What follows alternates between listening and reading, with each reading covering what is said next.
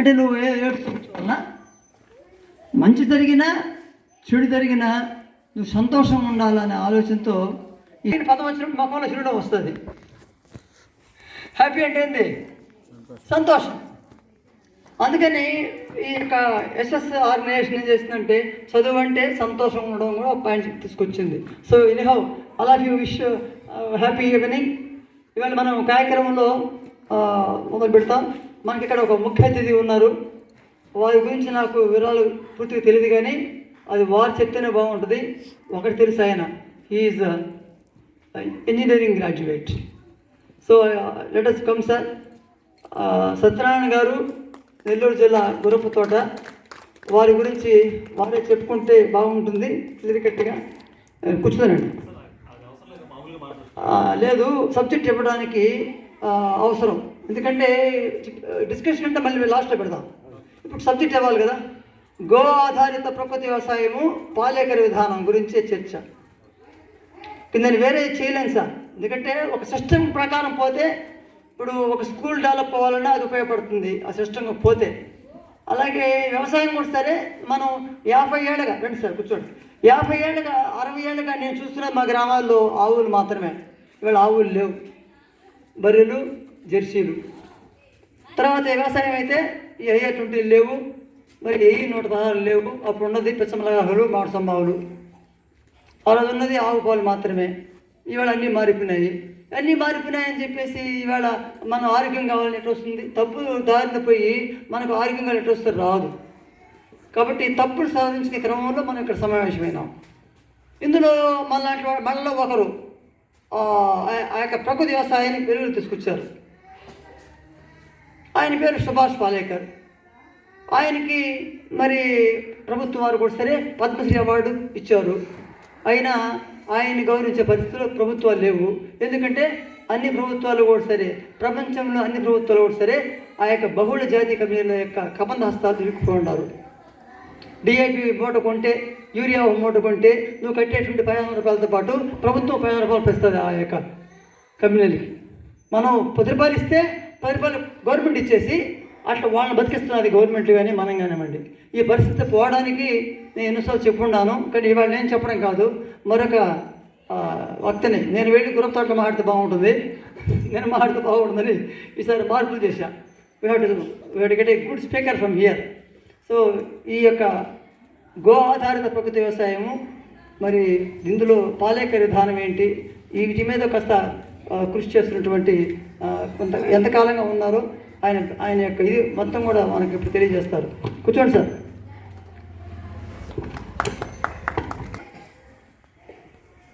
Sir, నేను chartered accountant, cost accountant, company secretary ఇట్లాంటి పేర్లు ఉన్నాయి. విన్నారా? అవి మన ఇండియాలోనే one of the toughest exams అనుకోవచ్చు. అంటే ఒక సబ్జెక్ట్ పోయినా కూడా మిగతా అన్ని సబ్జెక్ట్స్ రాయాలి. సో ఎన్ని నిద్రలేని రాత్రులు ఉన్నాయో నా జీవితంలో నాకే తెలియదు. నేను ఐసీడబ్ల్యూ కంప్లీట్ చేశాను, సిఎస్ కంప్లీట్ చేశాను, ఎంబీఏ అయింది, తర్వాత సిఏ కూడా ఎంటర్ అయింది. ఎందుకంటే అది లాస్ట్లో తీసుకున్నాను, ఫస్ట్లో తీసుకుంటే దాన్ని కూడా అవగొట్టేవాడిని. సో జాబ్లో బిజీ అయిపోవడం వల్ల దాన్ని కంప్లీట్ చేయలేకపోయి ఫైనల్లో ఒక గ్రూప్ అయిపోయి ఇంకో ఫైనల్ అట్లాగే మిగిలిపోయింది. ఇప్పుడు సార్ రాయడానికి కూడా టైం లేదు నాకు. సో అదనమాట నేను చదువుకునింది. సో తర్వాత నేను స్టార్టింగే 90,000తో నా జర్నీ స్టార్ట్ అయింది అనమాట. నా జాబ్ నేను కరెక్ట్గా ఒక 4.5 సంవత్సరాలు జాబ్ చేశాను అంతే. సో నా జీతం అప్పుడు 2.5 లక్షలు ఇంచుమించుగా నెలకి. సో నేనేమంటానంటే, ఇదంతా ఎందుకు చెప్తున్నానంటే నాకు గొప్ప చెప్పుకోవడం కాదు. నేను ఎందుకు చెప్తున్నానంటే, దాని నుంచి వ్యవసాయం అనే ఒక ఎంత ఎండలో కష్టపడాలి ఇట్లాంటివన్నీ ఉన్నాయి. అయినా సరే నేను దీన్ని ఇష్టపడి ఇటు వచ్చాను. అప్పుడు నాకు దాని వాల్యూ తెలియదు. తెలుసుంటే అసలు అంత చదివేవాడే కాదు, మా నాన్న దగ్గర తిట్లు తినేవాడే కాదు. ఉదయాన్నే నిద్రలు వేయడంగానే సుప్రభాతం మన వెంకటేశ్వర స్వామికి ఎలా వినిపిస్తుందో నాకు బూతులు అట్లా వినిపిస్తాయి చెవులకి. అంత తిట్లు ఉంటాయి నాకు ప్రతిరోజు. ఇది అనమాట. ఎందుకంటే ఒక తండ్రిగా ఒక తల్లిగా వాళ్ళకి ఆ బాధ ఉంటుంది, నేను అర్థం చేసుకోగలను. ఇవన్నీ ఎక్కడైనా ఉంటాయి.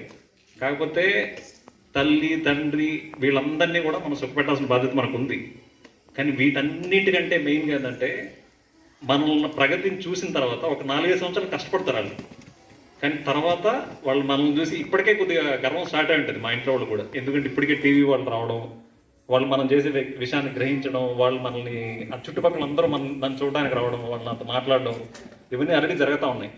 ఇదంతా గట్టిగా జరిగింది ఒక సంవత్సరం 1.5 సంవత్సరం లోపలే అనమాట. సో నేను హైదరాబాద్లో ఉద్యోగం చేసేవాడిని. ఒకరోజు ఏం జరిగిందంటే జస్ట్ ఒక వాట్సాప్లో ఒక వీడియో వచ్చిందనమాట. అందరూ చూసినట్టే మామూలుగా ఫార్వర్డెడ్ వీడియో అనమాట. దాంట్లో ఏముందంటే ఒక నాటు ఆవుకి ఒక జెర్సీ ఆవుకి తేడా ఏంటి అనేది ఆ వీడియో సారాంశం అన్నమాట. దాంట్లో ఏముందంటే మామూలుగా నాటావు పాలని A2 మిల్క్ అంటారని, మిగతా మిల్క్ ఇప్పుడు జెర్సీ, హోల్స్టీన్ ఇట్లాంటివి ఉంటాయి కదా, దాంట్లో వచ్చే పాలని A1 మిల్క్ అంటారని, ఇవన్నీ నాకు కొత్తగా అనిపించాయి ఇవి వింటా ఉంటే. సో A1 మిల్క్ అంటే దాంట్లో BCM7 అని ఒక ప్రోటీన్ ఉంటుంది.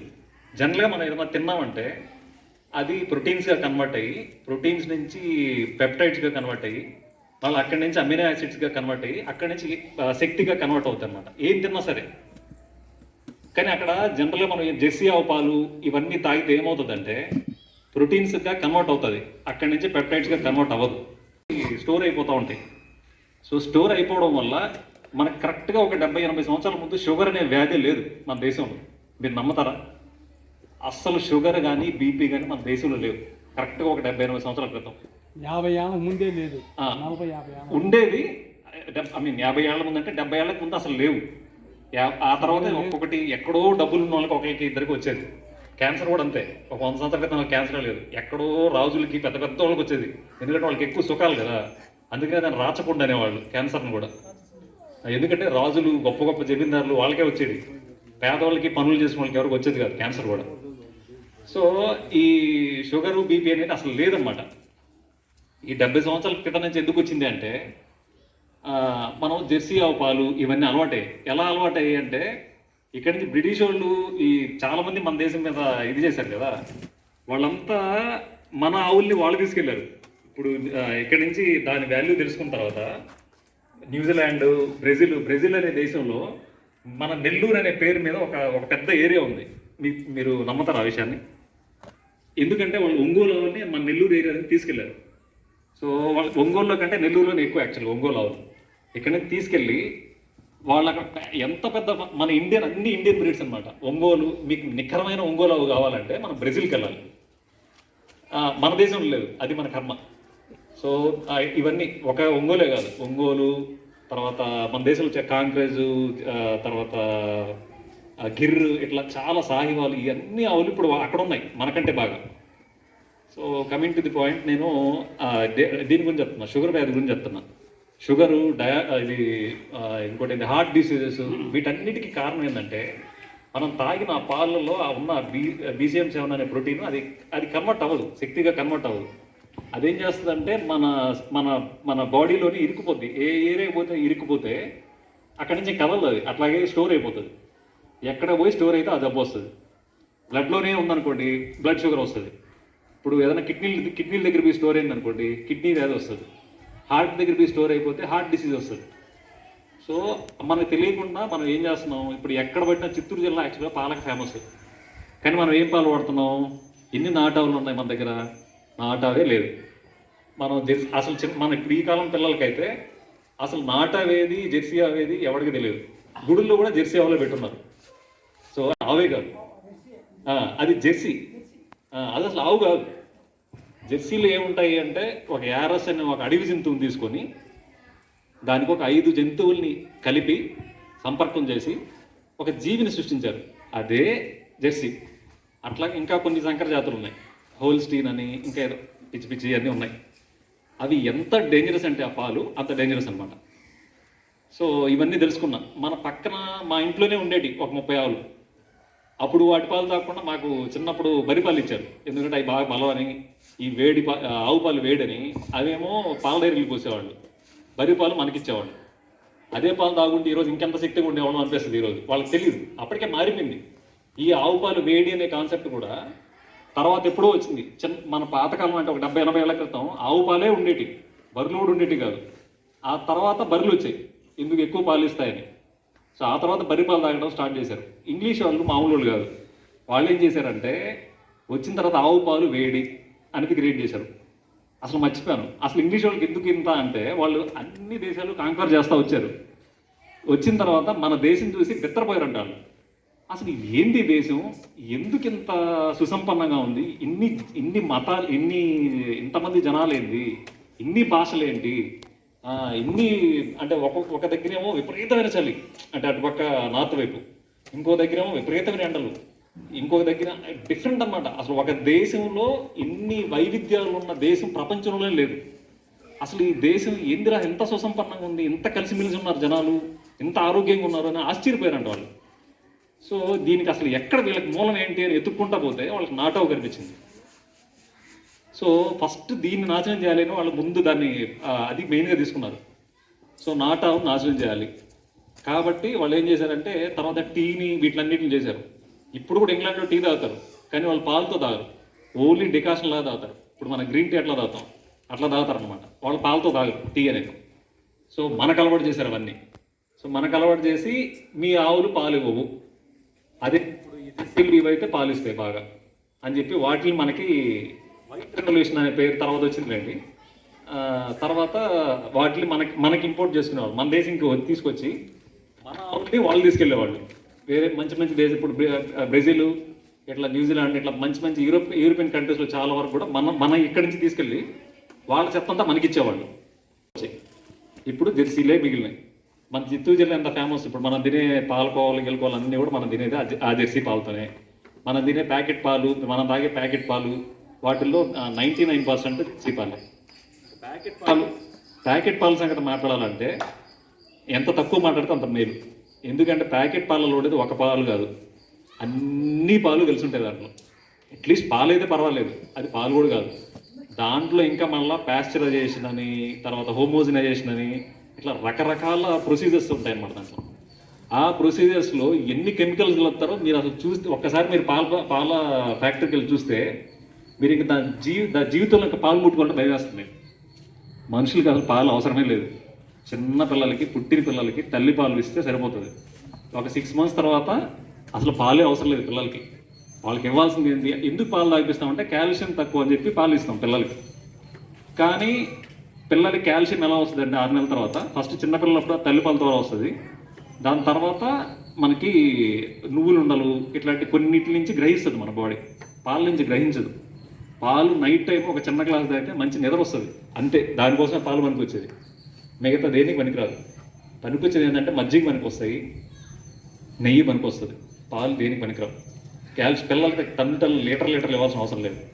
ఈ జెర్సీ పాలల్లో అది కూడా ఉందన్నమాట. ఏంటంటే పాలు తాగాలి అనిపిస్తుంది పిల్లలకి. అవి చిన్నప్పటి నుంచి ఒక 30 సంవత్సరాలు ఇచ్చామనుకోండి, గ్యారంటీ షుగర్లు వస్తాయి.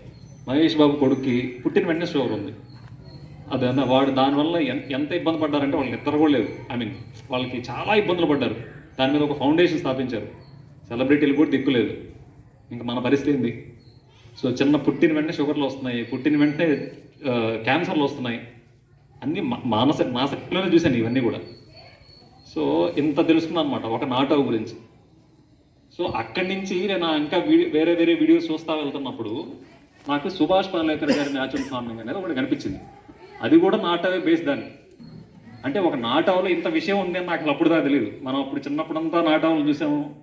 ఇంతకీ మీకు అందరికి నాటోకి జెర్సీ ఆవుకి తేడా తెలుసా? తెలీదా? చూస్తాను సార్, వాళ్ళ ఎక్స్ప్రెషన్స్ చూస్తాను. కాదు జెర్సీ, సారీ అది ఆవు కాదు. ఆవు కొంచెం ఇస్తుంది, దండికి ఇస్తుంది.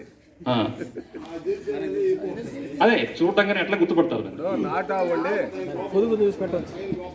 అవును, గోపురం ఉంటుంది నాటోకి, గోపురం ముందు ఎక్కువ ఉంటుంది. ఆ గోపురం ఉండేది మనకు నాటో మనకు అందుకు ఆటోమేటిక్ వస్తాయి కొమ్ములు, కానీ చక్కగా ఉంటాయి కొమ్ములు. ఈ జెర్సీలు ముందు ఉండటం బోడి తల్లు, దాంట్లో క్రాస్ బీడ్లు, కరెక్ట్ చాలా రకాలు ఉంటాయి. కరెక్ట్. ఈ విషయం నాకు తెలిసి 100 మందిలో ఒక్కళ్ళు కూడా తెలియదు. ఇప్పుడు ఇక్కడ ఉన్న వాళ్ళే మేడమ్స్ అందరూ, వాళ్ళందరికీ వాళ్ళకి ఎవరికి తెలియదు. వాళ్ళు ఇప్పుడు అందరూ తల ఇట్టే ఎదుగుతారు. అదే ఎవరికి తెలియదు.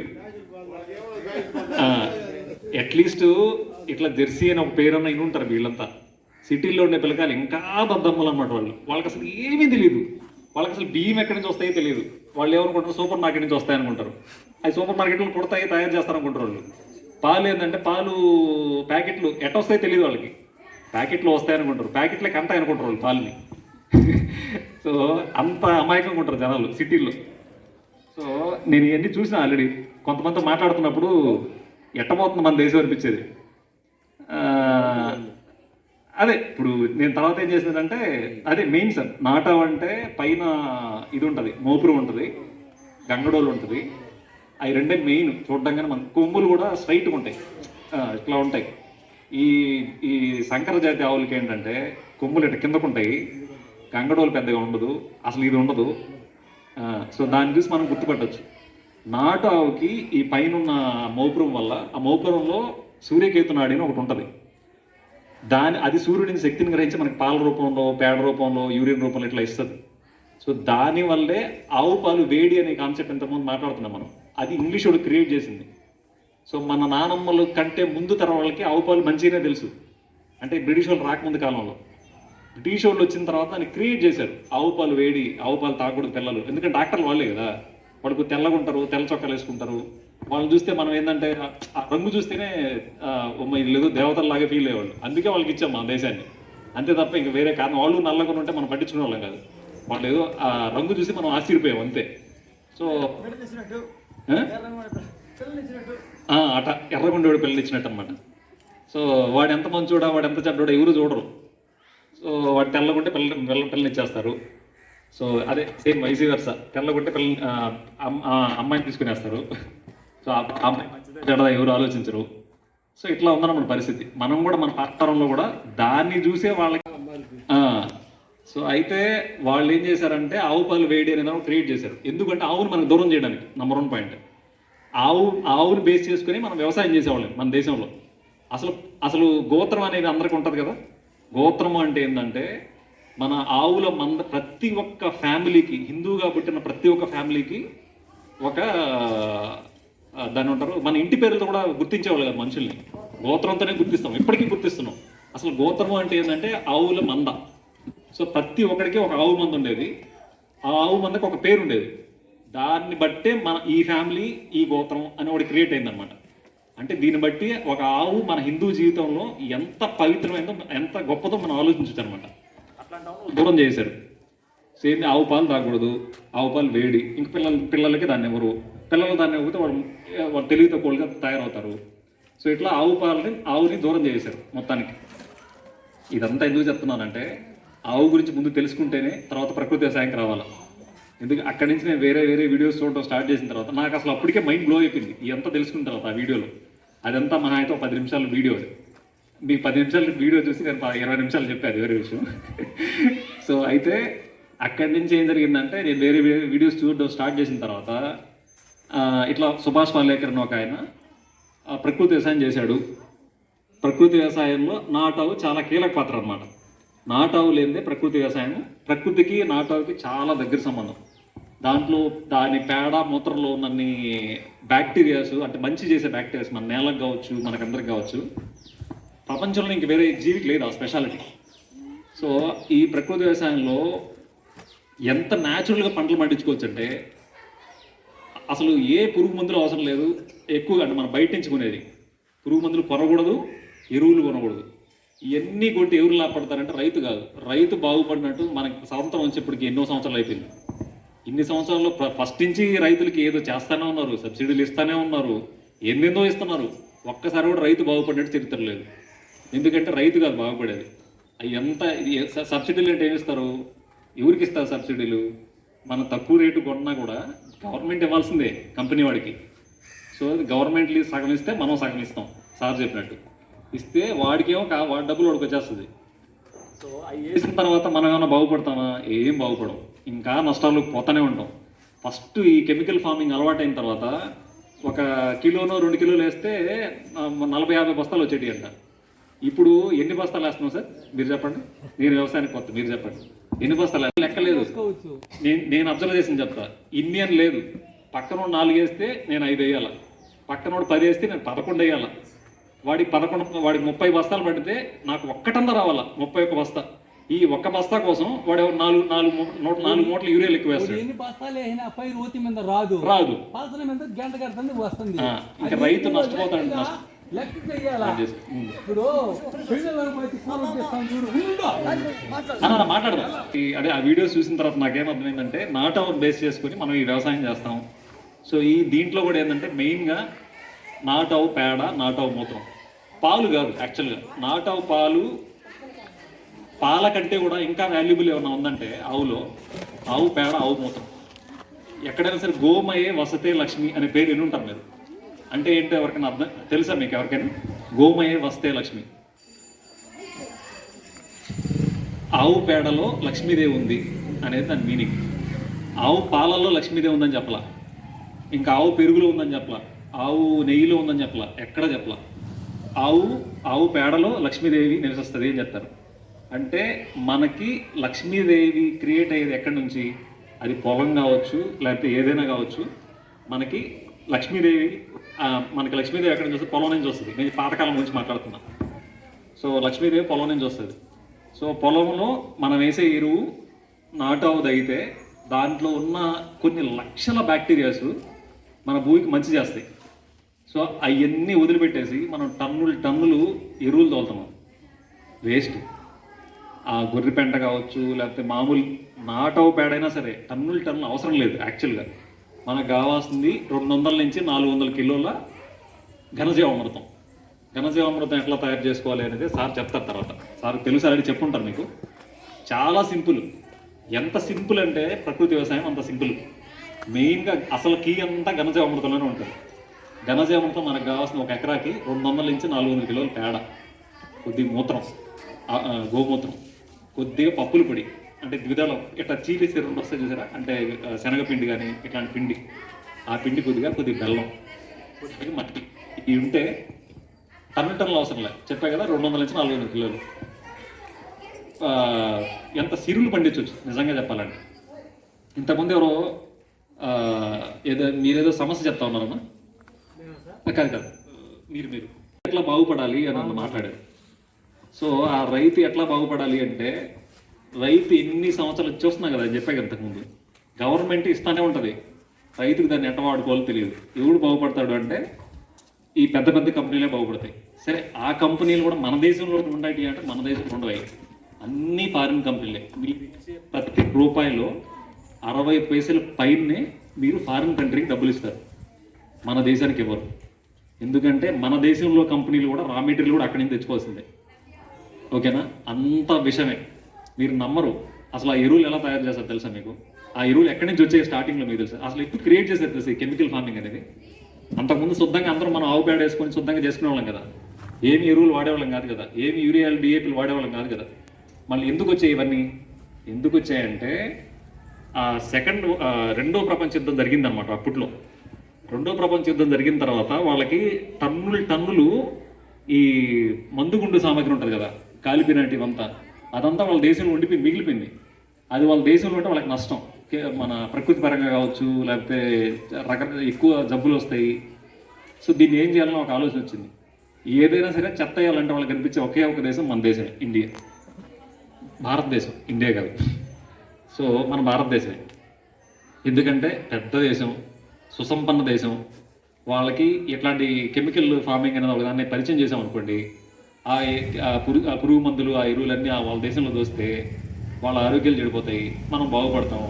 అంతా బిజినెసే. సో వాళ్ళకున్న చెత్తను మన మీద వేసి ఆ చెత్తకి మళ్ళీ ఒక పెద్ద రేటు పెట్టి వాళ్ళు అమ్ముకొని వాళ్ళు బాగుపడి మన ఆరోగ్యాలు చెడగొట్టుకుంటున్నాం. ఎంత బాగుంది చూడండి బిజినెస్ ఇది. మన చెత్త పోతుంది, అవతల మీద చెత్త వేసి ఆ చెత్త ఇచ్చిన దానికి మళ్ళీ డబ్బులు తీసుకునేది. బాగుంది కదా? ఇట్లాంటి బిజినెస్లు చేయాలి చేస్తే. సో వాళ్ళు చేసింది అదే. వాళ్ళు తప్పేం లేదు, వాళ్ళు చేసేది బిజినెస్. మోసపోయింది ఎవరంటే మనం, ఎవరిది? మంది. సో కాబట్టి ఇప్పుడు తెలుసుకుంటున్నాం అది జరిగిపోయింది. ఇప్పుడు అంతా మనం అప్పుడు ఎంత దాన్ని మనకు అలవాటు చేయడానికి జస్ట్ మీరు వినుంటారో లేదో, పెద్దవాళ్ళు ఎవరైనా ఉంటే మీకు ఆ అన్నయ్య తెలిసి ఉండొచ్చు. అన్న మీరు విన్నారా ఎప్పుడైనా? మీరు ఫస్ట్లో కెమికల్ ఫార్మింగ్ స్టార్ట్ చేసినప్పుడు అది ఎరువులు, యూఏలు, డిఏపీలు స్టార్ట్ చేసినప్పుడు ఒక 2-3 దోసులు అట్లాగే స్టార్ట్ చేసేవాళ్ళు. 2-3 దోసులు వేస్తే ఎక్కువ వచ్చేసేదంట పంట. నిజమే, అయితే 2-3 దోసులు కాకపోవచ్చు. ఒక 1/2 బస్తా వేస్తే ఒక ఎకరాకి కావాల్సినంత 40 బస్తాలు అట్లా పండిపోయేది. ఏదైనా సరే ఆశ్చర్యంగా ఉంటే మన దేశంలో జనాలు బాగా చూస్తారనమాట. సో సో ఒక అర బస్తాతో స్టార్ట్ చేసిన వాళ్ళు ఈరోజు మనం ఎన్ని బస్తాలు వాడుతున్నాం కూడా మనకు తెలియదు. పక్కన రైతుని చూసి మనం మెచ్చుకుంటూ పోతున్నాం. సో అట్లాంటి పరిస్థితి వచ్చేసాం. రైతులు ఎలా ఉన్నారు, నేను అంటే ప్రాక్టికల్గా నేను ఏమనుకున్నాను అంటే రైతులు పాపం చాలా జాలిపడేవాడిని. ఇప్పుడు యాక్చువల్గా వాళ్ళ మీద జాలి పడాలనిపించట్లే, ఎందుకంటే వాళ్ళకి వాళ్ళు స్వయం కృతాపరాధం చేస్తున్నారు. నేను చెప్పినట్టు మీకు వాళ్ళు పక్క రైతుని చూసి చేస్తున్నారో చెప్తే మనం బాగుపడాలి అనే ఆలోచన ఒక్క రైతుకు కూడా లేదు. ఇది అవునన్నా కాదన్నా ఇది నిజం. పక్కన కుళ్ళు కుతంత్రాలు ఎక్కువైపోయినాయి. వాడికంటే ఒక బస్తా పండించాలి అనుకుంటాడే కానీ మనం బాగుపడాలి, మనం అప్పుల పాలు అయిపోకూడదు, మన పిల్లలు బాగుపడాలి, ₹1 ఎక్కువ సంపాదించుకుంటే మన పిల్లలు మనం బాగుపరుచుకోవచ్చు, ఇట్లాంటి ఆలోచనలు ఒక్కడికి కూడా లేవు. నేల చెడిపోయినా పర్వాలేదు, వాడు 5 బస్తాలు వేస్తే నేను 6 బస్తాలు వేయాల్సిందే, వాడి 9-10 బస్తాలు వేస్తే నేను 11 బస్తాలు వేయాల్సిందే. సో వాడికంటే ఒక బస్తా నేను ఎక్కువ పండించాల్సిందే. అదొక పోటీ. ఎందుకు ఆ పోటీ? వాళ్ళకి కావాల్సింది ఏంటి? తక్కువ పడినా కూడా వాళ్ళు ఎక్కువ మిగిల్చుకోవడం అనేది అది దాని మీద కాన్సన్ట్రేషన్ ఉండాలి. అది వదిలేసి ఎక్కువ పండించుకోవాలి అనే దాంట్లో వాళ్ళ పిల్లల ఆరోగ్యం, వాళ్ళ ఆరోగ్యం, పక్కన ఉన్న ఆరోగ్యం, అందరి ఆరోగ్యం చెడగొడుతున్నారు రైతులు. సో ఇప్పుడు ఈ ప్రకృతి వ్యవసాయంలో ఏంటంటే అవి ఏమీ లేవు. చాలా సింపుల్. నేను వ్యవసాయ ఫ్యామిలీ నుంచి వచ్చిన. మాకు ఒక 4.5 ఎకరా వ్యవసాయం పొలం ఉంది. దీంట్లో మా నాన్న అసలు చిన్నప్పటి నుంచి ఒక్కసారి కూడా నన్ను అడుగు కూడా పెట్టలే. నేను పోయినా కూడా వెంటనే పంపించేవాడు మా నాన్న వెనక్కి. పోండి, ఎందుకంటే నేను పడ్డ కష్టం నువ్వు ఎందుకు పడాలా, ఇది వాళ్ళ బాధ. సో కానీ అది చాలా తప్పు. ఇంకెక్కడ ఎవరైనా కుర్రోళ్ళు ఎవరన్నా ఉంటే వ్యవసాయం చేసేవాళ్ళు, మీ పిల్లల్ని ఖచ్చితంగా కష్టపెట్టండి చిన్నప్పుడు, లేకపోతే వాళ్ళు దేనికి పనికిరారు. సాఫ్ట్వేర్ ఇంజనీర్ కదా మాత్రమే పనికొస్తారు. నాకు సాఫ్ట్వేర్ ఇంజనీర్ అన్నప్పుడు బాగా నవ్వొస్తూ ఉంటుంది. వాళ్ళు పడే కష్టాలు మీకు ఎవరికి తెలియదు. చూడడానికి బాగా అందంగా గ్లామరస్గా ఉంటారు, అంతేగాని వాడికి ఏం నడుము నొప్పి ఉంటుందో, వాడు పడే కష్టాలు అవన్నీ మీకు ఎవరికి తెలియదు. సో అది ఒక పెద్ద టాపిక్, అది ఇప్పుడు కాదు చెప్తే. సో మీరందరూ సాఫ్ట్వేర్ ఇంజనీర్ని గొప్పగా చూడడం ఆపేసి పాపం వాళ్ళు పడే కష్టాలని గొప్పగా చూడండి, వాడు పడే కష్టాలను చూసి గొప్పగా ఫీల్ అవ్వండి. సో డబ్బులు మాత్రమే కాదు చూడాల్సింది. నేను చెప్పినట్టు హైదరాబాద్లో జాబ్ చేసేటప్పుడు కూడా నేను అబ్జర్వ్ చేసింది ఇదే. జనాలందరూ ఆరోగ్యాన్ని పణంగా పెట్టి ఆరోగ్యాన్ని ఇన్వెస్ట్మెంట్ చేసి డబ్బులు సంపాదిస్తారు. చివరిలో వాళ్ళు ఏం చేస్తారంటే సంపాదించిన డబ్బులంతా ఆరోగ్యం కోసం ఖర్చు పెడతారు, చచ్చిపోతారు, వెళ్ళిపోతారు. అంతే. వాడికి 60 ఏళ్ళు 70 ఏళ్ళు వస్తాయి, వెళ్ళిపోతారు. అదిగా లైఫ్ అంటే. మన జీవితం ఒక పర్పస్ కోసం లైఫ్ లీడ్ చేయాలి. ఆ పర్పస్లోనే కొద్ది స్లోగా ఉంటుంది డబ్బులు రావడం అనేది. కానీ మనకి ఇష్టమైన ఫీల్డ్లో ఉండి మనకి ఇష్టమైన పని చేస్తే ఆ వచ్చే ఆనందం వేరే. సో మీ పిల్లలకు కూడా ఎవరికైనా సరే వాళ్ళకి ఏమి ఇష్టమో గుర్తించి దాంట్లోనే ఎంకరేజ్ చేయండి. సరే, మళ్ళీ మనం ప్రకృతి వ్యవసాయం కోసం దాని దగ్గరికి వద్దాం. ఇట్లా ఆవు గురించి మాట్లాడుతా ఆవు గురించి చూసిన తర్వాత, ఈ ప్రకృతి వ్యవసాయం గురించి చూసిన తర్వాత కొద్దిగా సీరియస్గా థింక్ చేయడం స్టార్ట్ చేశాను అనమాట. చాలా వీడియోస్ ఇంకా రోజంతా అదే పని. ఆఫీస్లో ఉన్నప్పుడు 5 నిమిషాలు టైం దొరికితే ఇంక మళ్ళీ ఆ వీడియో చూడడం. ఏందో సుభాష్ పాలేకర్ ఆయన నిద్ర పని లేదు అని చాలా రోజులు. ఏంది మనకు తెలిసిన వ్యవసాయమే కదా, ఇదే కదా వ్యవసాయం అనుకుంటా ఉండేవాడిని. కానీ ఇదేంది నా ఆవులు ఉంటే చాలంటాడు, అసలు జీరో బడ్జెట్, అప్పుడు జీరో బడ్జెట్ న్యాచురల్ ఫార్మింగ్ అనేవాళ్ళే. తర్వాత అది జీరో బడ్జెట్ ఏం కాదు, కొద్దిగా ఖర్చు అవుతుంది కాబట్టి దాని పేరు మారద్దాం అనేసి సుభాష్ పాలేకర్ న్యాచురల్ ఫార్మింగ్ అని పేరు మార్చారు ఆయన. అయితే అయినప్పటికీ కూడా ఎంత అద్భుతం అంటే అంత ఆవులోనే ఉంది కిటుకంతా. ఆవు పేడ, ఆవు మూత్రం మెయిన్. సో దాన్ని తీసుకొని ఆయన జీవితంలో 40 సంవత్సరాలు, మోర్ దెన్ 40 years దానికోసమే అంకితం చేశాడు ఆయన లైఫ్ని. నిజంగా మనం ఎవరన్నా గొప్పగా ఫీల్ అవ్వాలి అంటే అట్లాంటి వాళ్ళలో మన దేశంలో సుభాష్ పాలేకర్ గారిని, రాజీవ్ దీక్షిత్ అని ఒక అన్నారు. మీలో రాజీవ్ దీక్షిత్ గారు అంటే ఎవరికైనా తెలుసా? సరే, ఆయన గురించి ఇప్పుడు వద్దులేండి. ఆయన గురించి మాట్లాడాలంటే ఆయనంత గొప్పడు నాకు తెలిసి మన దేశంలో ఎవరు లేరు. మీరు ఎవరైనా ఇప్పుడు యూట్యూబ్లో అందరికీ అవైలబిలిటీలో ఉన్నాయి కాబట్టి ఒకసారి రాజీవ్ దీక్షిత్ అనే పేరు కొట్టి చూడండి. ఆయన చెప్పే మాటలు. ఆయన చనిపోయారు, మనందరి కోసం చంపేశారు ఆయన్ని. సో అది చాలా పెద్ద టాపిక్ కాబట్టి ఈరోజు వద్దు. సో ఓన్లీ మనం న్యాచురల్ ఫార్మింగ్ గురించి మాట్లాడదాం. ఆయన గురించి చూడండి ఖచ్చితంగా. వీళ్ళిద్దరూ మన దేశంలో ఎంతో మార్పుకి ఒక బీజాలు వేసినోళ్ళు. సో సుభాష్ పాలేకర్ గారు దీంట్లో ఏంటంటే మెయిన్గా రైతు గురించి మెయిన్గా ఆలోచిస్తారు. సో చిన్న పొలాలు ఉంటాయి కదా, 1 ఎకరా 2 ఎకరాలు. వాళ్ళకి ఎక్కడ తెలంగాణలో ఉంటారు ఆయన, ఏదో ఏరియా వరంగల్ దగ్గర విలేజ్ అవుతుంది. అతనికి ఉండేది 3 ఎకరాలు. అతను మైసూరు మల్లిగ అనే ఒక విత్తనంతో నేను మొన్న వేశాను దాన్ని, నాకు 20 బస్తాలు పడ్డాయి. అదే చాలా గొప్ప అంట, ఫస్ట్ టైం 20 బస్తాలు రావడం. అతనికి ఇది 3వ సంవత్సరం 4వ సంవత్సరం 40 బస్తాలు పట్టిస్తున్నాడు. 40. సో నాటు విత్తనం పనికిరాదు అనే వాళ్ళందరికీ ఇది ఒక పెద్ద ఇదనమాట. నాటు విత్తనం మనం ఇప్పుడు ప్రకృతి వ్యవసాయంలో మెయిన్గా నాటు విత్తనం అనేది చాలా ఇంపార్టెంట్. సో మనం నాటు విత్తనాలు కనుక సెలెక్ట్ చేసుకొని న్యాచురల్ ప్రకృతి వ్యవసాయం కనుక చేయగలిగితే రైతు నష్టపోవడం అనేది అస్సలు ఉండదు. నేను ఏంటి సార్, కొన్ని పడే రకాలు ఉంటాయి, కొన్ని పడని రకాలు ఉంటాయి. ఇప్పుడు నేను చెప్పే మైసూర్ మల్లిగ ఆయన చేసింది, నేను చేసింది పడని రకం, పడదు. 3.5 అడుగు వచ్చింది నాకైతే, ఆయనకి 4 అడుగులు వచ్చిందంట. సో నేను 30 రోజుల తర్వాత వేశాను కాబట్టి పిలకలు అప్పటికే నాకు 30 పిలకల పైన వచ్చాయి నేను చేసినప్పుడు. ఏంటి సార్, 5 బస్తాలతో 5 కిలోలతో నేను నాటాను. యాక్చువల్గా 1/2 కిలోతో కూడా నాటొచ్చు, 1/2 కిలోతో కూడా 1 ఎకరా పంట నాటొచ్చు. నేను వేసే వాళ్ళకి తెలియదు కదా, 5 కిలోలు వేస్తేనే దాన్ని నాటించడానికి నాకు తలపడడం తోకొచ్చింది, అది వేరే విషయం. సో మనకి కనుక నాటే వాళ్ళు ఉంటే 5 కిలోలు చాలా ఎక్కువ. సో ఒక్కొక్క మొక్క తీసుకొని నాటినా కూడా నాకు 30 నుంచి 40 పిలకలు వచ్చాయి. సో బాగా అయితే ఒక 3.5 feet 4 feet వచ్చింది. ఏంటి సార్, 30 రోజుల తర్వాత నాటాను. ఒక్కొక్క మొక్క 2 మొక్క, మ్యాక్సిమం 2 మొక్కలే.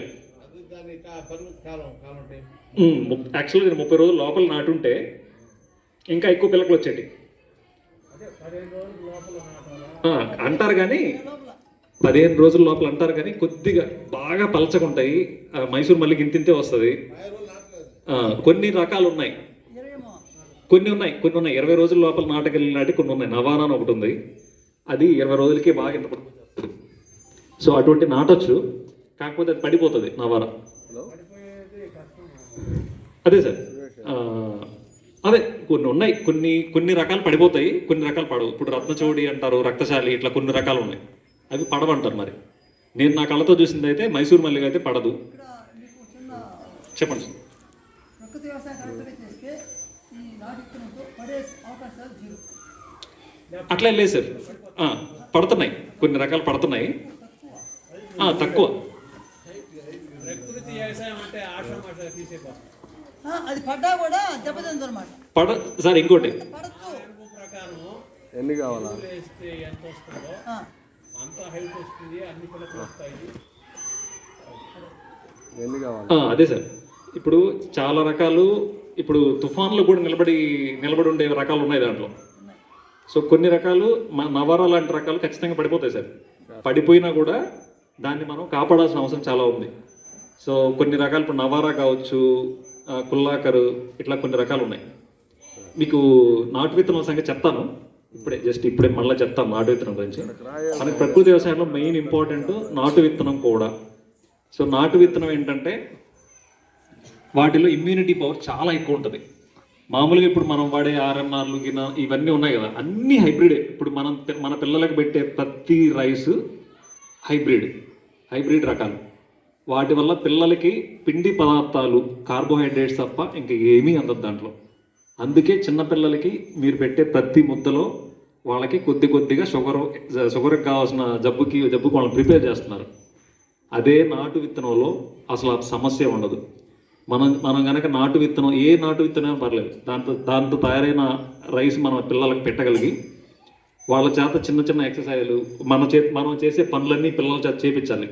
వ్యవసాయం చేస్తే వ్యవసాయం చేయించాలి, ఖచ్చితంగా ఆటలు ఆడిపించాలి. చదువు కంటే ఇంపార్టెంట్ ఆరోగ్యం. వాళ్ళకి బేసిక్గానే పిల్లలకి తెలివి ఉంటుంది. సో మనం దానికోసం రాచి రంపాన పెట్టాల్సిన అవసరం లేదు. వాళ్ళు ఖచ్చితంగా చాలా స్మార్ట్ ఉంటారు. సో చదువు అంటే మార్కులు మాత్రమే కాదు. నేను చాలా మార్కులు తెచ్చుకున్నాను, చాలా చదువు చదివాను, చివరికి మళ్ళీ వ్యవసాయమే చేస్తున్నాను. సో ఏం చేస్తున్నాం అనేది ఇంపార్టెంట్ కాదు, ఎంత బాగా చేస్తున్నాం అనేది ఇంపార్టెంట్. టాపిక్ ఎక్కడికో పోతున్నట్టుంది, బట్ చెప్పాలి, ఎందుకంటే మీరు టీచర్స్ కూడా ఉన్నారు కాబట్టి చెప్పాల్సి వస్తుంది సార్, ఏమనుకోవద్దు. సచిన్ టెండూల్కర్ని ఒకసారి ఇంటర్వ్యూలో అడిగితే, మీరు ఒకవేళ క్రికెటర్ కాకపోతే ఏం చేసేవాళ్ళు అని అడిగారట. ఆయన ఏం చెప్పాడంటే, ఆయన ఆన్సర్ ఒకసారి నేను దాన్ని చూసినప్పుడు నాకు షాక్గా ఫీల్ అయ్యా. అంటే చాలా గొప్పగా అనిపించింది. నేను ఒకవేళ ఏదైనా బాత్రూమ్స్ క్లీన్ చేయడం అట్లాంటి పని నేను కనుక చేస్తూ ఉంటే ప్రపంచంలో నాకంటే బెస్ట్ బాత్రూమ్ క్లీనర్ ఇంకో ఉండేవాడు కాదు అని చెప్పాడంట. సో పిల్లలకి మనం నేర్పించాల్సింది వాళ్ళు ఏం చేస్తున్నారు అనేది కాదు, ఏ పని చేసినా ది బెస్ట్ అవ్వాలి. సో అట్లా దాన్ని మనం అది ఎప్పుడు వస్తుందంటే పిల్లలకి ఏమి ఇష్టం మనం అబ్జర్వ్ చేయాలి, సో దాన్ని ఎంకరేజ్ చేయాలి. సో అదనమాట. సో అయితే ఈ సుభాష్ పాలేకర్ గారి న్యాచురల్ దీంట్లో ఏంటంటే మెయిన్గా నాటు విత్తనం ఒకటి చెప్పాను మీకు. ఒక్కొక్క ప్రాబ్లంకి ఒక్కొక్క నాటు విత్తనం ఉంటుంది. సో ఏ నాటు విత్తనమైనా ఎవరైనా తినొచ్చు, అది వేరే విషయం. ఇప్పుడు ఇంతకుముందు మైసూర్ మల్లిగా అని చెప్పాను, చిన్నపిల్లలకి అది అద్భుతమైన ఇదనమాట, బియ్యం అనమాట. సో వాళ్ళకి అధిక పోషకాలు కావాలి. సో వాళ్ళకి కావాల్సిన అధిక పోషకాలన్నీ మైసూర్ మల్లికలో లభిస్తాయి. సో అట్లాగే నవారా అని చెప్పాను, నవారాలో షుగర్ పేషెంట్స్కి వాళ్ళకి చాలా మంచిది, అంత తొందరగా అరగదు అది. సో అదేంటంటే ఒక్క పూట తింటే సరిపోతుంది. దాన్ని మీరైనా సరే తిని చూశారంటే ఒక 6 months కంటిన్యూస్గా తిన్నారంటే మోకాళ్ళ నొప్పులు, ఇట్లా షుగర్లు, బీపీలు ఇవన్నీ కూడా చాలా కంట్రోల్లోకి వచ్చేస్తాయి. కాకపోతే 6 months ఆపకుండా ఉదయం పూట గట్టిగా తినాలి. ఒకసారి తిన్నారంటే మీకు మళ్ళీ 3 దాకా ఆకలి కూడా లేదు, అంత స్ట్రాంగ్, అంత కొద్దిగా లేట్గా అరుగుతుంది. సో ఇట్లాంటి కుల్లాకరని ఇంకోటి ఉంది, అది ప్రెగ్నెంట్ లేడీస్కి నార్మల్ డెలివరీ కావడానికి చాలా ఉపయోగపడుతుంది.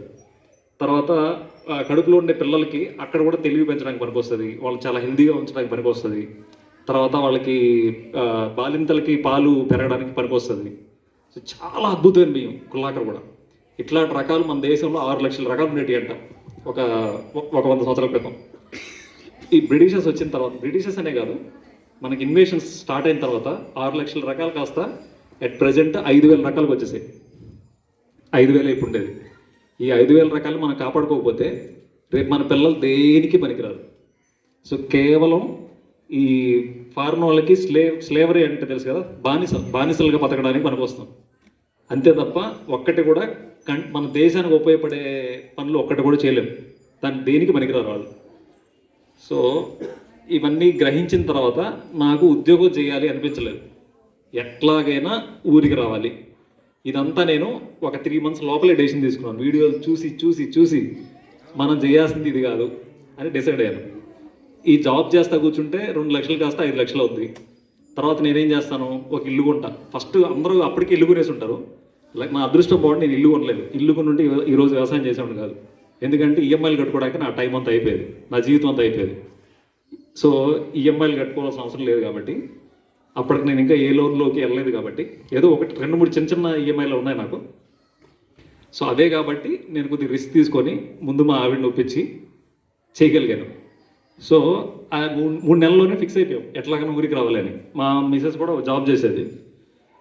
తర్వాత 3 నెలలు ఫిక్స్ అయితే అయ్యాం. కానీ అక్కడి నుంచి ఫస్ట్ టెంపరీగా ఇంటికి వచ్చి ఇంట్లో ఒక ఆవు తీసిపెట్టి చిన్నగా వ్యవసాయం చేద్దామని అనుకున్నాం. కానీ అది ఇంపాసిబుల్ అని అర్థమైపోయింది తొందరలోనే. ఆవు కొనడానికి మా నాన్న ఒప్పుకోలేదు. ఆబ్వియస్గా ఇట్లాంటి ప్రాబ్లమ్స్ ఉంటాయి, వాళ్ళకి ఏజ్ కాబట్టి పాపం వాళ్ళు అప్పటికే చాలా కష్టపడుతున్నారు. సో వాళ్ళకు ఆయన కొనడానికి ఉపయోగపడలేదు, కొనడానికి ఒప్పుకోలేదు. వాళ్ళకి ఆ కొత్త ఇవన్నీ అలవాటు చేసుకోవడానికి జనరల్గా రైతులకు ఉన్న ప్రాబ్లం అదే, కొత్తదనాన్ని అంత ఈజీగా యాక్సెప్ట్ చేయరు. సో కాబట్టి ఇంక ఇట్లా కాదు, మనమే ఊరికి వెళ్ళాల్సిందే, మనం వ్యవసాయం స్టార్ట్ చేయాల్సిందే అనేసి నేను అక్కడి నుంచి ఊరికి వచ్చేసాను. ఊరికి వచ్చి లాస్ట్ 1.5 yearగా వ్యవసాయం చేస్తూ ఉన్నాను. సో నవారాతో స్టార్ట్ చేశాను. నవారా, కుల్లాకర్, మైసూర్ అంటే రైస్తో స్టార్ట్ చేస్తే చుట్టుపక్కల అందరూ రైతులందరూ రైసే చేస్తూ ఉన్నారు. దాంట్లోనే మనం డిఫరెన్స్ చూపిస్తే వాళ్ళు మన గురించి ఆలోచించడం స్టార్ట్ చేస్తారు, మనం కూడా ఇట్లా చేయొచ్చేమోనని. ఇంకా మనం చేయాల్సినవి చాలా ఉన్నాయి. కానీ ఫస్ట్ రైస్ ఎందుకు సెలెక్ట్ చేస్తున్నానంటే మన చుట్టుపక్కల రైతులందరూ రైసే ఎక్కువ చేస్తున్నారు కాబట్టి రైసే స్టార్ట్ చేశాను. ఫస్ట్ అందరిలాగే అందరూ నన్ను కామెంట్ చేస్తూ ఉండేవాళ్ళు. ఎంత భయంకరంగా అంటే అంత భయంకరంగా, శుద్ధంగా ఉద్యోగం చేసుకోకుండా శుద్ధంగా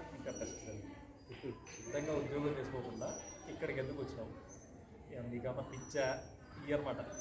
అసలు మనకు సంబంధం లేని కూడా వచ్చి క్లాసులు పీకేసి వెళ్ళేవాళ్ళు. మా నాన్నకి ఇంకా ప్రాబ్లం ఇచ్చేవాళ్ళు.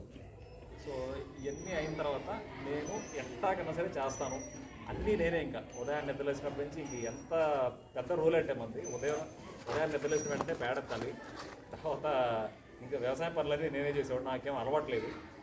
సో ఇవన్నీ ఎందుకు చెప్తున్నానంటే ఒక డిటర్మినేషన్ ఉండాలి. కానీ ఏసీల్లో బతికినోడు కూడా ఏ పని అన్నా చేయొచ్చు. అప్పుడు తెల్లగా ఉండేవాడిని, ఇప్పుడు కొద్దిగా నల్లగా, అంతే తేడా. సో తెల్లగా వచ్చేస్తాను. సో అప్పుడు కొద్ది లావు ఉండేవాడిని, ఇప్పుడు అన్ని ఖరీదు అప్పుడు అప్పుడు ఏంటంటే సినిమాలు షికార్లు అయ్యి ఆనందం అనుకునేవాడిని. ఇప్పుడు అది కాదు, ముక్కులకి మా ఊర్లోకి వెళ్ళడంగానే ఎంత ఫ్రెష్గా ఉంటుందంటే గాలి, అంత బాగుంటుంది. ఇది లైఫ్ అనిపిస్తుంది నాకు. సో నిజంగానే జీవితం అంటే అదే, మంచి గాలి పీల్చడం, మన బేసిక్ నెసెసిటీస్ బాగుండాలి. మంచి వాటర్, మంచి గాలి, మంచి ఫుడ్, ఇవి ఇవ్వలేనప్పుడు మన లైఫే వేస్ట్. మన పిల్లలకి ఏమి ఇస్తున్నాం ఒకసారి ఆలోచించుకుంటాం.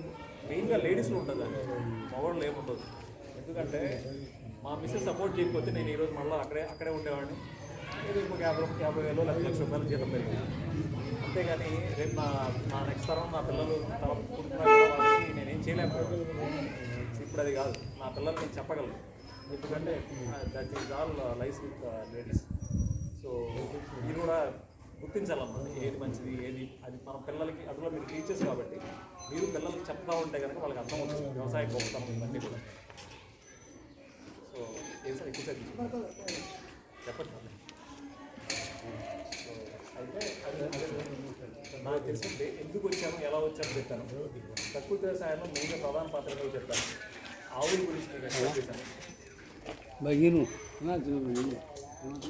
సో ఆవుల గురించి చెప్పాను.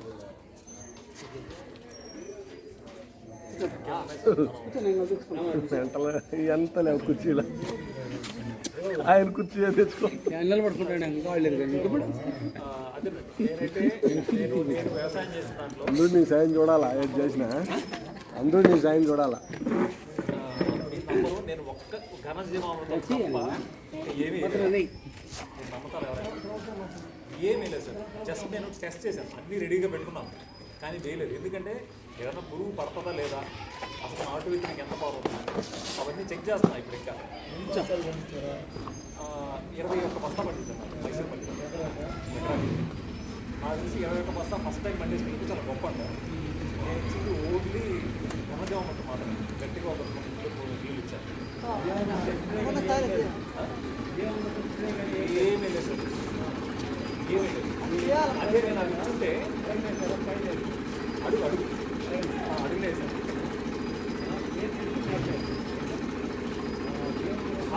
గుడ్డిలో వేసాను ఘనజీవామృతం. నాటేసి గమ్ములు అయిపోయాను. మధ్యలో దానికి తెల్ల తెగులు వచ్చింది, దాని ఇష్టంగా అదే కంట్రోల్ అయింది. తర్వాత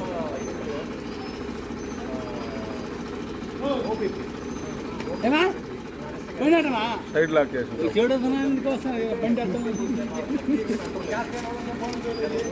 వేపపిండి కానీ వేస్తే చాలా మంది కంట్రోల్ అయిపోయింది. ఓపిక వేస్తే కెమికల్ ఫార్మింగ్ కూడా ఏం చేయడానికి మా ఏరియాలో కెమికల్ ఫార్మింగ్ చేసేవాళ్ళు కూడా సత్తులు కంపెనీ చేశారు. మన్నానికి వచ్చేది ఏం కాదు, గట్టిగా కాదు. సో ఇంత న్యాచురల్గానే దానికి అంత ఇమ్యూనిటీ పవర్ ఉంటుంది. నాటు విత్తనాలు ఎంత టేస్టీగా ఉంటాయంటే, మీరు టేస్టీగా ఉండాలనుకుంటారు. నాటు విత్తనాలు టేస్టీగా ఉండేటివి ఉంటాయి, ఇది గట్టిగా ఉండేటివి ఉంటాయి. ఏదైనా సరే మనం తినంగా అవే తినాల్సి ఉంటుంది, అంత టేస్టీ ఉంటాయి. పిల్లలకి స్టార్ట్ చేయండి ఈ నాటు విత్తనాలు, ఆవు పాలు, ఆవు పెరుగు, ఆవు మజ్జిగ. పాలకంటే మజ్జిగ, పెరుగు, నెయ్యి నాటు అవసరం, చాలా ఇంపార్టెంట్. సో వ్యవసాయంలో ఒక్కసారి కూడా రోజు అమ్మడం కేవలం టెస్ట్ చేయడం మాత్రమే. ఏదైనా జబ్బు వస్తే కదా మనం అది. సో తెల్ల తెగులు వస్తే మనం సరే చేయడం ప్రిపేర్ చేసుకుంటే ఆల్రెడీ మనకు దత్తపత్రిక రెడీ చేసుకుంటున్నాం. దాన్ని కొట్టాలి అనుకునేసరికి అది తగ్గిపోయింది, కంట్రోల్ అయిపోయింది. సో అంటే దాని ఇష్టంగా అంత ఇమ్యూనిటీ పవర్ ఉంటుంది. సో దాని ఇష్టంగా వాటికి అంత ఇమ్యూనిటీ పవర్ ఉంటుంది. అదే ఇప్పుడు మనం తినే ఆర్ఎన్ఆర్లు, ఈ ఇప్పుడు జీలకర్రలు, మసూరాలు ఇవన్నీ ఏంటంటే ఒక్కటి కూడా అంత హెల్తీ కాదు. సో వాటికి మందులు వేస్తేనే పండుతాయి, ఎరువులు వేస్తేనే పండుతాయి. ఎరువులు వేస్తే పురుగు మందులు వేయాలి, పురుగు మందులు వేస్తే పిల్లలకి జబ్బులు వస్తాయి, పిల్లలకే కదా ఎవరికైనా సరే. సో ఆ చట్టంలో ఇరుక్కుపోతున్నాం, దాని నుంచి బయటికి రండి. రైతు బాగుపడాలంటే ఫస్ట్ ఇదే లాస్ట్ చెప్పాలనుకుంటున్నాను. నేనేం చేస్తున్నానంటే, నేను ఇంత చదువుకున్నప్పుడు కూడా మనం ఐడియల్గా ఉండాలి అంటే 10 మంది మనల్ని చూడాలి అంటే మనం ఏం చేయాలి, ఒక రైతుగా కూడా ఏం చేయొచ్చు అనేది నిరూపించాలి వాళ్ళకి. సో నేనేం చేస్తున్నానంటే, నేను పండించింది నేనే మార్కెట్ చేసి చూపిస్తున్నాను. సో మా ఇంటి అవసరాలకు పోను, ఏదైతే ఎక్స్ట్రా ఉంటుందో దాన్ని మార్కెట్ చేస్తున్నాను. దాంతో పాటుగా మనకున్న ఏంటి సార్ బ్రహ్మాండంగా వస్తుంది. సో రైతు దగ్గర నాకు రైతులు కూడా ఇచ్చేవాళ్ళు ఉన్నారు. అంటే వాళ్ళు కొద్దిగా మార్కెట్ చేసుకోలేని వాళ్ళు ఉంటారు. నేను 60 రూపాయలు ఇచ్చుకుంటాను, తక్కువ. సో మా 60 రూపాయలు అంటే మంచి రేటే వాళ్ళకి. మామూలు వడ్లు అయితే మామూలు బియ్యం వాళ్ళకి రైతు దగ్గర ఒకవేళ మనం తీసుకోవాలంటే 20 రూపాయలు కూడా కొనుక్కోరు వాళ్ళు. సో 20 రూపాయలు వచ్చేదాన్ని 60 రూపాయలు కొంటాం మనం. సో మంచి రేటే. సో ఎగ్జాంపుల్ చెప్తాను, 60 అట్లా తీసుకుంటే మనం 80కి 90కి ఈజీగా అమ్మొచ్చు. సో ఆల్రెడీ మన చుట్టుపక్కల మనం యాక్చువల్గా వాళ్ళ దగ్గర కొని అమ్మడం కాదు, వాళ్ళకి వాళ్ళు క్రియేట్ చేసుకోవాలి మార్కెట్, అప్పుడే రైతు బాగుపడతాడు. సో ఎప్పుడు మనం ఒక్కసారిగా చేసామా అమ్మేసామా అన్నట్టు చేస్తే రైతు బాగుపడ్డు. సో ఇప్పటిదాకా అదే జరుగుతుంది కాబట్టి రైతు బాగుపడట్లేదు సార్. మనం ఇంతకుముందు మాట్లాడుకుంటున్నాం. అది కూడా ఏ రైతు అయినా సరే మార్కెట్ గురించి అసలు ఆలోచించబక్కడ మీరు ఎప్పుడు. ఫస్ట్ ముందు 1/2 ఎకరా కానీ 1/4 ఎకరా కానీ 1 ఎకరా కానీ మ్యాక్సిమం 1 ఎకరానే, అంతకు మించి ఎవరు ప్రకృతి వ్యవసాయం స్టార్ట్ చేయొద్దు. సుభాష్ పాలేకర్ గారు అదే చెప్తారు, ముందు నేర్చుకోండి, ఎట్లా చేయాలో చూడండి, చూసిన తర్వాత ఒకసారి నేర్చుకున్న తర్వాత మీరు ఎంతనా చేయొచ్చు. సో మార్కెటింగ్ గురించి మీరు ఎందుకు ఆలోచించాల్సిన అవసరం లేదు అని చెప్పారంటే, మీరు ముందు ఇంట్లో వాళ్ళ కోసం వేసుకున్నారంటే, ముందు మన ఇంట్లో వాళ్ళు, మన పిల్లలు, మనం ఆరోగ్యంగా ఉంటే తర్వాత మనల్ని చూసి, అంటే మనం పండించిన దాంట్లోనే ఎక్స్ట్రా ఏదైతే ఉంటుందో మీ చుట్టుపక్కల వాళ్ళు, మీ రిలేటివ్స్ వాళ్ళే అడగడం స్టార్ట్ చేస్తారు. దాన్ని బట్టి ఇంకొక ఎకరా స్టార్ట్ చేయండి. ఆ తర్వాత మీకు డిమాండ్ పెరిగిపోతూ ఉంటుంది తెలియకుండానే, తర్వాత ఇంకొక ఎకరా వేయండి. అట్లా పెంచుకుంటా వెళ్ళండి. అంతేగాని ముందు మార్కెట్ గురించి ఆలోచించి ముందు వేయకుండా ఆగిపోవద్దు. మీకు 5-6 ఎకరాలు ఉంటే 1/2 ఎకరానో లేకపోతే 1 ఎకరానో అట్లా స్టార్ట్ చేసుకోండి. ముందు మనం ఆరోగ్యంగా ఉండి మనం ప్రూవ్ చేస్తే మార్కెట్ ఆటోమేటిక్గా క్రియేట్ అవుతుంది. మార్కెట్ గురించి ఆలోచించి వ్యవసాయం స్టార్ట్ చేయకుండా ఉండద్దు. చాలా ఈజీగా మార్కెట్ అయిపోద్ది. మీరు దాని గురించి అసలు ఆలోచించద్దు. ఆలోచించాల్సిందంటే ఏంటంటే ప్రకృతి వ్యవసాయం ఎలా చేయాలి, దీని మీద కాన్సన్ట్రేట్ చేయండి. మీరు ఖచ్చితంగా సక్సెస్ అవుతారు, నేను గ్యారెంటీ ఇస్తాను. ప్రకృతి వ్యవసాయంలో నష్టపోయిన రైతు ఒక్కడు కూడా లేడు. మీరు కెమికల్ ఫార్మింగ్ ఇన్ని సంవత్సరాలు చేస్తున్నారు కదా, రైతు నష్టపోవట్లేదా? ఖచ్చితంగా నష్టపోతున్నాడు. ప్రతి రైతు నష్టపోతున్నాడు. వాడికి 5,000 వస్తే ఎకరా మీద చాలా గొప్పగా ఫీల్ అయ్యే రోజులు వచ్చేసాయి ఇప్పుడు. అదే ప్రకృతి వ్యవసాయంలో నాకు మొత్తం ఖర్చు 26,000 అయింది. నేను సీడే 100 రూపాయలకి అమ్ముతాను. 100 రూపాయలు ఎక్కడైనా ఉంది, 120, 150, 200 కూడా అమ్ముతున్నారు. మనం ఒక మితంగా పెట్టుకొని అమ్మొచ్చు. నేను 6 నెలల వరకు వడ్లు ఆడించను. సో ఫస్ట్ వడ్లు సీడ్గా అమ్ముతా ఉన్నాను. సో మనం 100 రూపాయలకి అమ్ముతున్నాం. ఇప్పుడు 50 రూపాయలకి అమ్మినా కూడా మనకు లాభమే వడ్లు. సో అదేవిధంగా బియ్యం కూడా 80, 90 అట్లా అమ్ముతాం. సో అది కూడా చాలా లాభం. నేను చెప్పేది డైరెక్ట్గా కస్టమర్కి అయితే. అదే మనం రైతుగా కొద్దిగా పెద్ద మొత్తం అట్లా అమ్మాలి అనుకుంటే తక్కువ 60 రూపాయలు వస్తుంది బియ్యాన్ని బట్టి. నేను చెప్పేది మైసూర్ మల్లె గురించి చెప్తున్నా. అదే నవారా అనుకోండి 80 నుంచి 120 రూపాయలకు అమ్ముకోవచ్చు. ఇంకా ఎక్కువ అమ్మేవాళ్ళు కూడా ఉన్నారు. మనకి మార్కెట్ ఉండి అమ్ముకోగలిగితే 180కి 200 కూడా అమ్ముకోవచ్చు. కానీ జనరల్గా అయితే 80 నుంచి 120 రూపాయలకు అమ్ముకోవచ్చు. అట్లాగే ప్రతి బియ్యానికి విలువ అయితే ఉంది. సో చేయాల్సిందల్లా రైతులే. అమ్మే వాళ్ళు ఎక్కువైపోయారు, చేసేవాళ్ళు తక్కువైపోయారు. సో మనం చేసి రైతే కనుక మార్కెట్ చేసుకుంటే ప్రకృతి వ్యవసాయంలో నష్టపోయేదానికి ఛాన్సే లేదు. నేను గ్యారంటీగా పళ్ళ కొద్ది మరి చెప్పగలను. సో కాబట్టి మీరు చేయాల్సిందల్లా నేర్చుకోవడం. ఎంత సింపుల్గా ఉంటుందంటే ఈ వ్యవసాయం అంత సింపుల్గా ఉంటుంది. అంత సింపుల్గా లేకపోతే నేను చేయగలనా? నేను ఎప్పుడు అసలు వ్యవసాయం భూమిలోకి అడుగు పెట్టను. నేను చేసి సక్సెస్ అయ్యాను. ఇప్పటికీ 4 టీవీలో వాళ్ళు వచ్చారు. సో ఆల్రెడీ 2 టీవీలు, HM టీవీ, 10 టీవీ ఆల్రెడీ మన మీద ప్రోగ్రామ్ చేసాయి. ఇంకా మళ్ళీ చెప్తాను, ఎవరో ఒకరు ఫోన్లు చేస్తూనే ఉన్నారు ఆ టీవీ. సో ప్రస్తుతానికి పంట లేదు కాబట్టి ఇప్పుడు రావట్లేదు. ఇంకొక 3 monthsలో మళ్ళీ వచ్చి ఒక ½ hour ప్రోగ్రామ్ అట్లా చేద్దామని ఇంటర్వ్యూస్కి వాటికి పిలుస్తున్నారు. అంటే దీనికి అది విలువ ఉంది కాబట్టి పిలుస్తూ ఉన్నారు మనల్ని. అది నేను చెప్పాలన్నట్టు మ్యాక్సిమం చెప్పాను అనుకుంటున్నాను. సో కాబట్టి మీరు వ్యవసాయం చేయడం మీద కాన్సన్ట్రేట్ చేయండి. మార్కెట్ మీద అసలు కాన్సన్ట్రేట్ చేయాల్సిన అవసరం లేదు, ఆటోమేటిక్గా క్రియేట్ అవుతుంది. సో మీకు ఎంతవరకు చేస్తే మీకు నష్టం లేదు అనుకుంటారో అంతతో స్టార్ట్ చేయండి. అదనమాట. నమస్తే అండి. గౌరవిస్తాను. రండి మా మీరు పక్క రండి. ఒక 50 ఉన్నాడు, 1 సంవత్సరాలు ఏంట ఒక చిన్న ఫోటో రండి, ఇక్కడ రండి మా రండి చెప్తా. ఈరోజు మనం కలిసినాము, అందరం కలిసి కూర్చున్నారండి. ఒక ఫోటో రండి. మీ ఇష్టం. రండి సార్. ఒక అభ్యుదయ రైతు ఎవరు ఇక్కడ కూర్చోండి. కూర్చోండి. రండి రండి. విజయనాయుడు రండి. మాకు పేరెంట్ అయినా వాళ్ళిద్దరు బిడ్డలు మాకు తిన్నారు. ఇవాళ కలిసి పనిచేస్తారు. రండి మామ. ఆయన కొడుకు అందరూ ఇక్కడ చదువుకున్న వాళ్ళే. నేను ఒకనే బాగా చదువుకున్నాను. ఆ.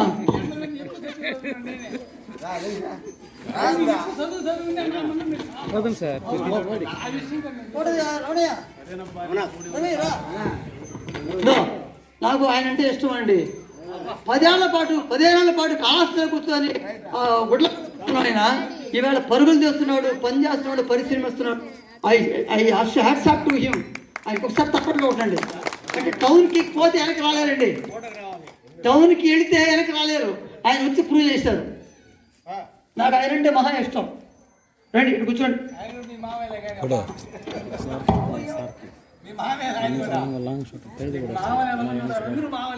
సురేష్ సార్ క్యాచ్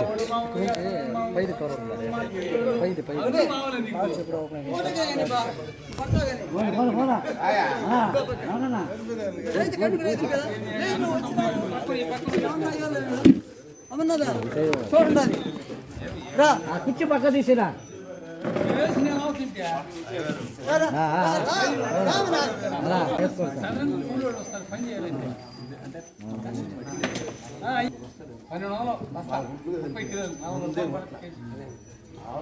బైక్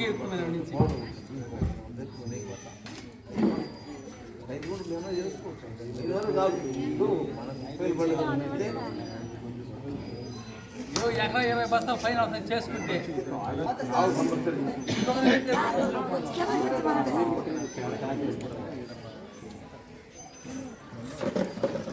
పడతా ఉన్నా.